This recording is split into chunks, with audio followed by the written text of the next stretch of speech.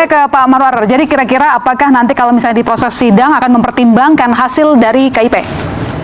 Ya, saya kira sebelum ke situ saya kembali lagi tadi TAP MPR itu bahwa kemerosotan bangsa kita adalah karena kemerosotan etik moral terutama dari para pemimpin sebenarnya. Oleh karena itu kalau kita melihat ini, melihat dari sudut hukum juga harus dilihat dari standar tertinggi bahwa inti daripada hukum itu adalah etik moral.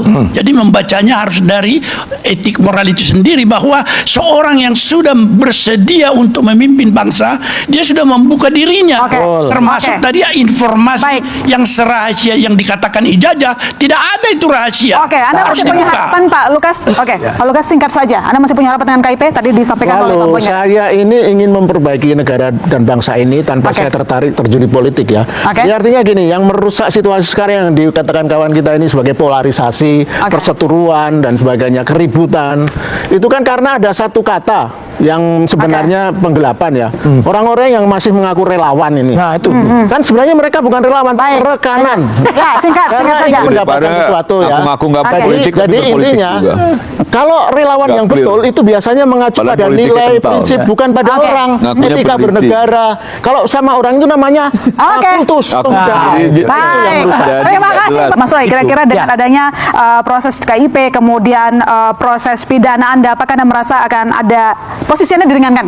Gini, yang jelas ini pelajaran yang sangat penting untuk seorang yang mau jadi pejabat publik, ya gitu. Kalau mau jadi pejabat publik, ya sadarlah dia untuk data diri dia dibuka. Kalau apalagi dia kotor, apalagi dia kotor, apalagi dia keluarga. Nah, misalnya keluarga ini. Nah, tunjukin ya tadi. Keluarga ini dinasti nih. Ini dinasti ini harus siap untuk dibongkar. Mungkin yang satu belum jadi pejabat publik, tapi yang ini sudah ditunggu KPK ini, ya kan gitu. Ya, karena ada kasus di sana di Sumatera. Yang ini jelas dibuka. Ini juga bentar lagi terbit nih bukunya, Black Paper. Gitu.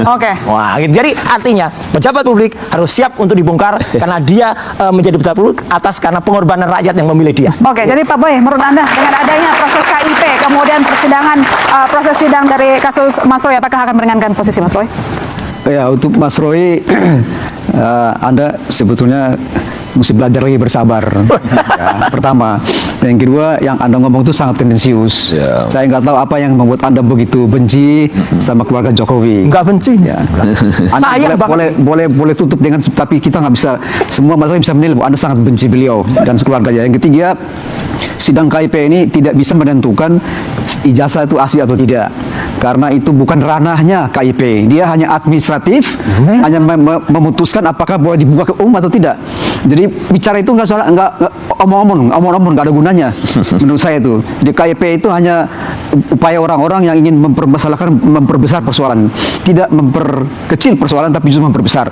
Yang keempat, kepada seluruh masyarakat Indonesia, jangan percaya kepada yang disebut yang Roy CS dan teman-teman ini hanya omong-omong, nggak usah dipercaya.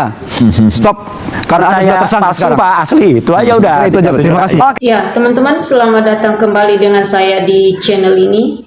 Di sebuah cuplikan video yang barusan kita tonton yang cukup menarik ini, ada banyak sekali yang menjadi komentar-komentar atau tanggapan-tanggapan teman-teman kita yang lain dalam menanggapi video yang cukup menarik ini. Nah, teman-teman, kita langsung saja melihat apa saja komentar-komentar mereka melalui kolom komentar di bawah video ini. Nah, di sini ada yang berkomentar itu, rakyat yang waras dan sehat lebih percaya kepada RRT daripada relawan yang cari makan dalam kasus ijazah Pak Jokowi. Sidang KIP awal dari terungkapnya kasus ijazah palsu. Nah, lanjut lagi teman-teman. Yang jelas Bang Roy lurus dengan kebenaran. Bang Roy tidak omong-omong, asli. Tidak usah pusing-pusing kawan, mungkin Jokowi tak punya ijazah. Nah, lanjut lagi teman-teman. Jadi KIP, kau bilang tidak benar, kaulah yang benar. Termul Jokowi berapa kau? Nah, pejabat publik memang harus siap membuka informasi publik. Semua benci, bukan hanya Roy Suryo, benci dengan kebohongan dan kepalsuan. Nah, lanjut lagi teman-teman. Hidup Bang Roy CS, maju terus, bongkar kejoliman. Roy Suryo percaya sama rakyat. Saya percaya ke Roy Suryo, Rismon, Dr. Tifa daripada termul-termul. Nah, lanjut lagi teman-teman. Roy Suryo dan kawan-kawannya tidak bisa dijadikan tersangka sebelum ditunjukkan ijazah aslinya kepada publik.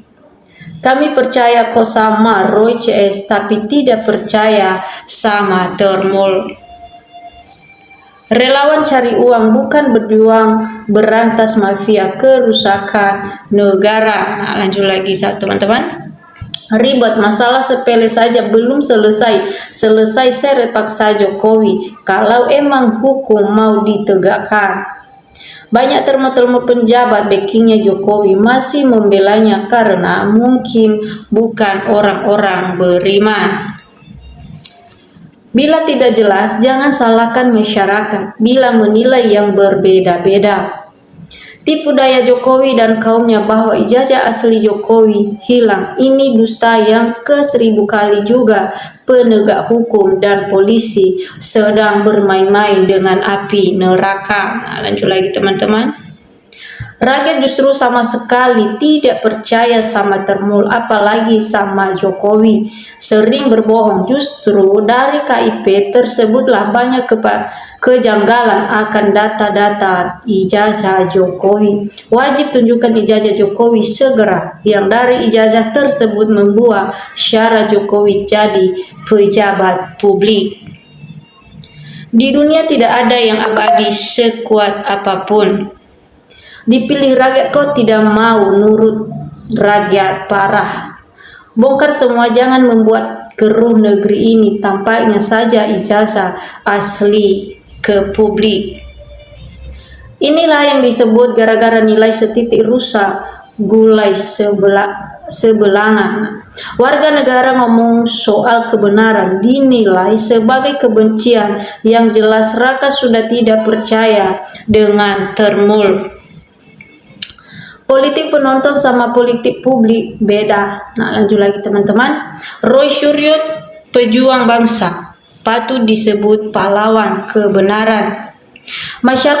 Masyarakat lebih percaya Roy CS daripada para Termul yang ahlinya penjilat. Nah, lanjut lagi teman-teman. Kalau pemimpin sudah berbohong, pasti pengikutnya pun turut jadi penipu untuk membela tuannya. Betul, Jokowi sudah 10 tahun.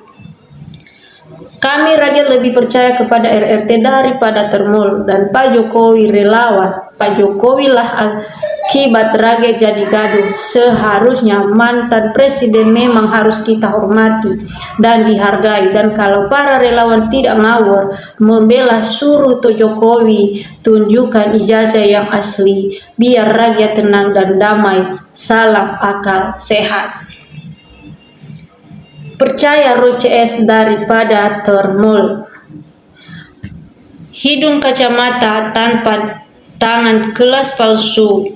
Banyak orang yang pintar selalu cari kejujuran, keadilan, ternak. Nah, lanjut lagi teman-teman.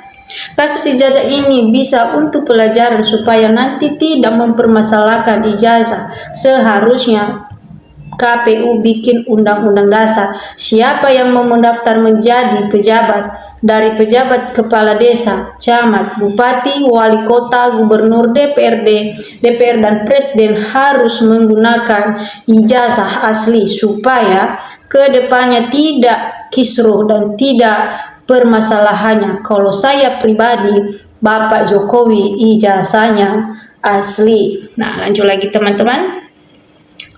Ibarat main bola 7-0 kemenangan RT. Dulu Jokowi itu namanya JPKowi, setelah jadi presiden pas jadi Joko Widodo. Mungkin nama nemu di pasar pramuka. Nah, teman-teman, inilah yang menjadi tanggapan-tanggapan atau komentar-komentar teman-teman kita dalam menanggapi video yang barusan kita tonton ini, yaitu mengenai kasus ijazah dari presiden kita yang ke-7, yaitu Pak Joko Widodo. Nah, teman-teman, kalau ada juga teman-teman yang mau memberikan tanggapan dalam menanggapi video kita ini, silakan. Atau teman-teman juga jangan lupa mensubscribe video-video kita ini agar video-video kita berikutnya teman-teman tidak ketinggalan.